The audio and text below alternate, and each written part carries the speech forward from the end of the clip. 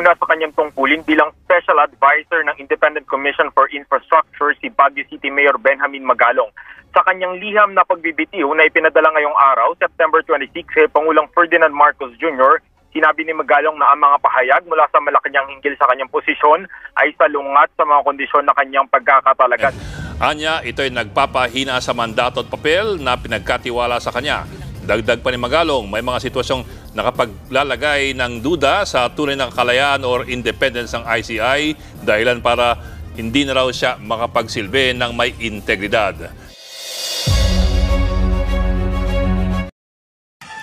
Magandang araw mga kaibigan. Isa pong malungkot na balita ang ibahagi ko sa inyo ngayon. Si Mayor Magalong nag-resign na sa Independent Commission on Infrastructure on his role as Special Advisor and Investigator. So ang unang tanong dyan is, bakit? Ito, mayroong post ng MDTV channel. May pahayag si Mayor Magalong tungkol nito. At nakalasaad na dito ang kanyang rason. Ito, kapapasok na balita.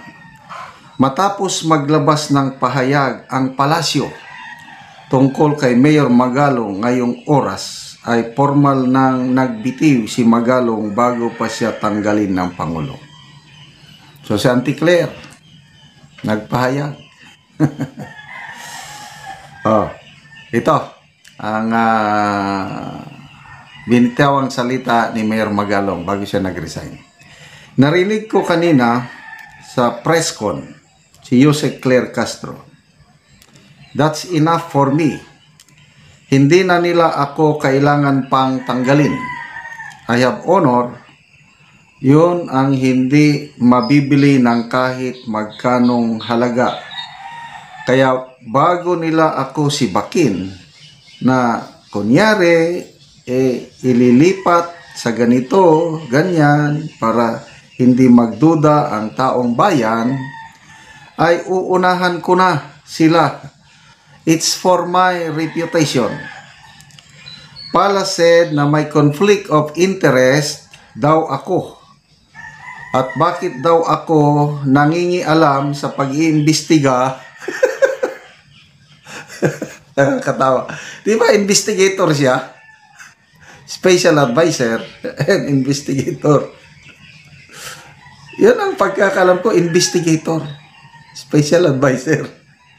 Tapos ito ngayon, si Auntie Claire, sabi niya, bakit daw, may conflict of interest daw ako at bakit daw ako nangingialam sa pag-iimbestiga sa mga lugar ng ghost project. Ngayong isa lang akong advisor.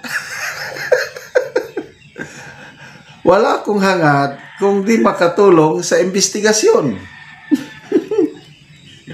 At maisiwalat ang buong katotohanan.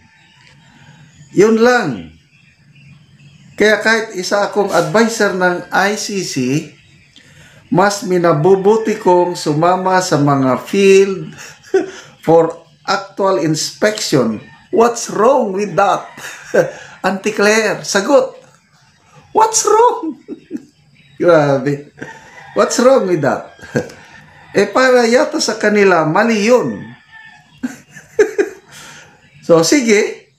I voluntary file my resignation effective immediately. Ano pa gagawin ko dyan? Kung wala naman pala silang tiwala sa akin, ba't pa ako nilagay dyan? Ano bang nangyayari sa ating Pangulo? Ba't pa ako nilagay dyan? Uunahin pa talaga akong tanggalin kesa sa utak nitong nakawan na ito. Ewan. The name that can never be mentioned. Hindi rin minensyon ni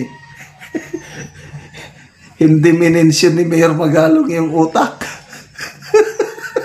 Grabe, ano? Pagkagrabing pangalan yan. Ako na rin, hindi ko na rin mimensyonin. Uunahin pa nila akong tanggalin kaysa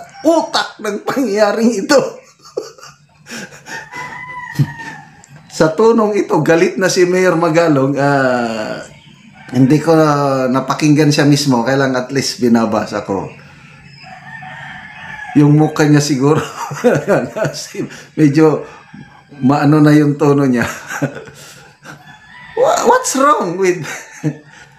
Kasi sumasama siya silang dalawa, ang ganda yung tandem ni Mayor Magalong at saka si Secretary Dizon. Sabi ko, may patutunguhan ang investigasyong ito dahil nandyan Secretary Dizon and Mayor Magalong. May naririnig akong iba nagsasabi na propaganda lang yan. Panakip butas lang yan. Hindi ko masyadong pinansin. Dahil nga, nakita ko na ang karakter ni Mayor Magalong at Secretary Dizon. Gusto nilang i-dig up, tuntunin. Gusto nilang itigil ito. There is fire in their eyes. There is commitment in their hearts.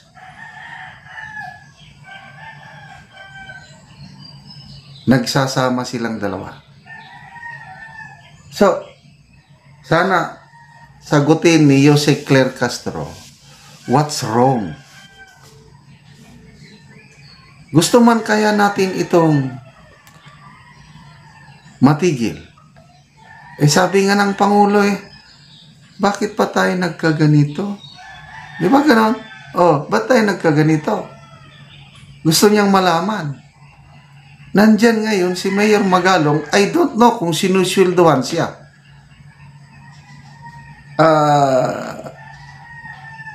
Baka pro bono itong ginagawa ni Mayor Magalong. Kasi saan sila kukuha ng budget ng ICI na patapos naman ang taon? Siguro nakakuha. But anyway, that's not the point. Auntie Claire, anong mali? Advisor. Kaya nga advisor Para on the course of the investigation, nandyan siya na nag-a-advise. Pakisagot ko anong mali? O kaya'y may takot. Kaya nga, it speaks volumes yung sabi nga na, bakit pa ako nilagay dyan? Ano pang gagawin ko dyan kung wala naman palang silang tiwala sa akin? In the first place, bakit yung inilagay? Mr. President, gusto nyong alamin ang katotohanan, nilagay mo dyan. Tapos, I don't know kung saan authority ni Jose Claire Castro yung sinasabi niya na conflict of interest galing pa sa iyo. In the first place, wag mo na lang so, resign. Only in the Philippines. Nakakalungkot. Salamat.